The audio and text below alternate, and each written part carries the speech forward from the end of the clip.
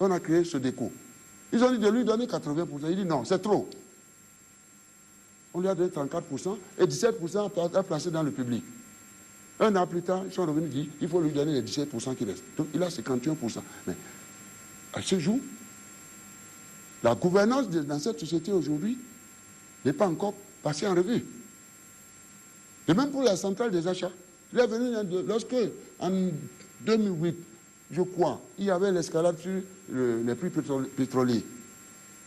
Le baril est allé à $150. Il est venu dire qu'il ne peut pas importer les engrais seuls.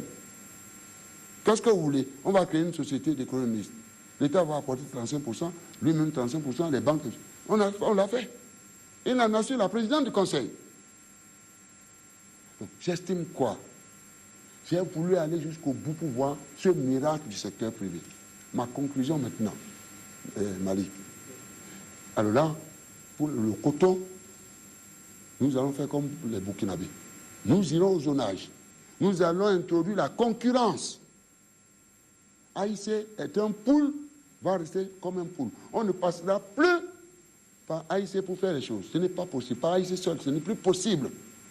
Il y aura plusieurs groupes qui vont se livrer une concurrence, ce qui va nous permettre maintenant de faire comme le peuple burkinabé qui travaille. C'est la seule manière d'améliorer aujourd'hui notre performance en matière de relance économique et de partage. Parce qu'il faut absolument régler la question de cette pauvreté. Et le port, comme je vous ai dit, au départ, on avait dit, le scanning, pour la question de sécurité, il faut qu'on crée une société d'économistes avec lui, pour qu'on puisse voir. Le scanning seul, et non bien contrôle.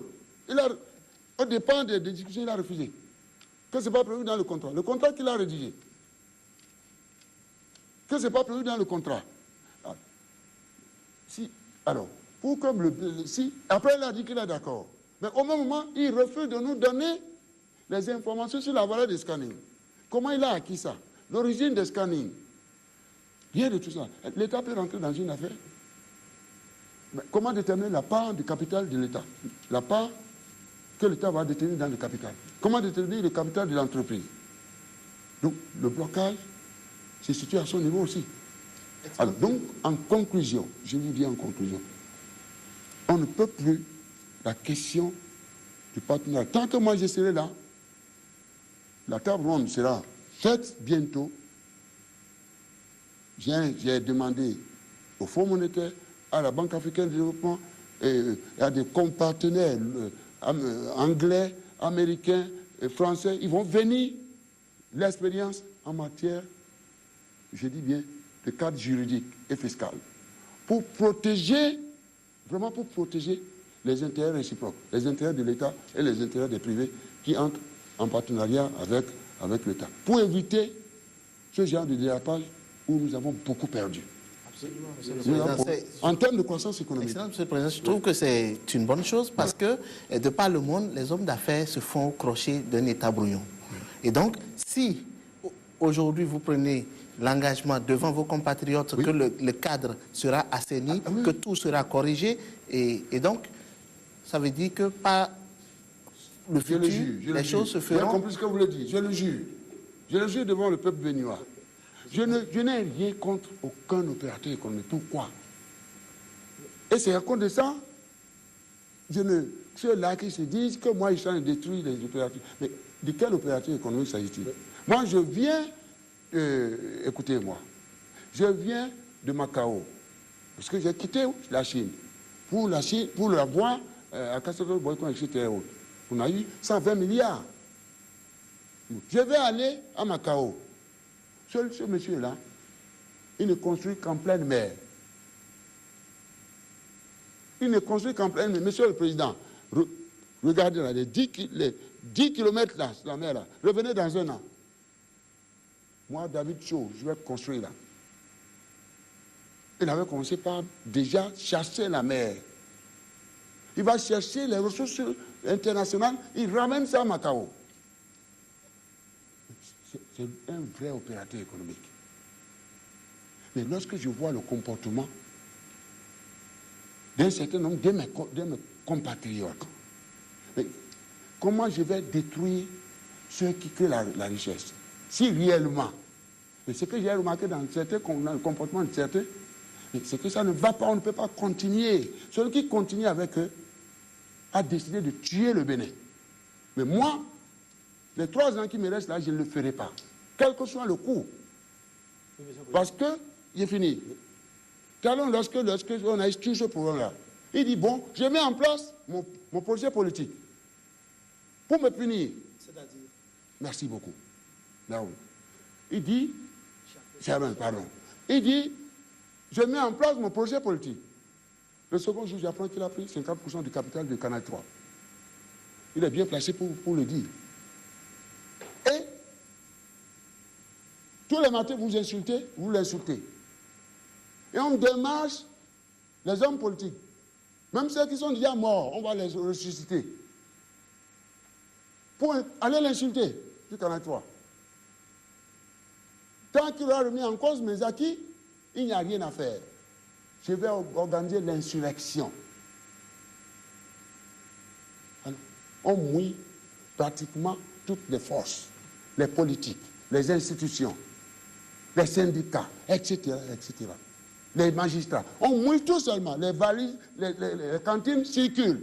Au vu, au su de tout le monde. C'est lui-même qui le dit. Parce que lorsque un député a commencé par m'insulter, il dit, je l'ai appelé. Comment? C'est toi qui m'injuries? Il me dit, oui, non, j'ai fait. C'est alors qu'il nous a dit d'organiser l'insurrection. J'ai dit, mais ce pays, je ne sais pas qu'est-ce qu'il faut dire. Qui va organiser l'insurrection contre moi? Et il le sait très bien. Les 2/3 des journalistes émargent chez lui 300 000, 400 000 par mois. Rien que pour insulter le président. Les radios partout. Rien ne va, rien ne va. Mais le rapport du Fonds monétaire, le rapport du Fonds monétaire, là. Même certains politiques que je croyais complètement fatigués de faire la politique. Même certaines politiques du PRPB, qui sont des espèces en voie de disparition, qui viennent m'insulter en disant que j'instrumentalise les impôts contre les hommes politiques. Je gagne quoi dans cette affaire? Lorsque je suis arrivé de la Chine, je convoque les impôts. Qu'est-ce qui se passe? Pourquoi vous persécutez mes compatriotes? Je ne savais rien, au nom de Dieu. Je n'ai pas un bureau à la direction des impôts. Lorsque je les ai invités, qu'est-ce qu'ils ont? Pourquoi? Qu'est-ce qui se passe? Vous voulez ternir mon image? Qu'est-ce que je vous ai fait? Parce que j'ai eu un cas précédent comme ça. Malik le sait. Il le sait bien. Mon jeune frère.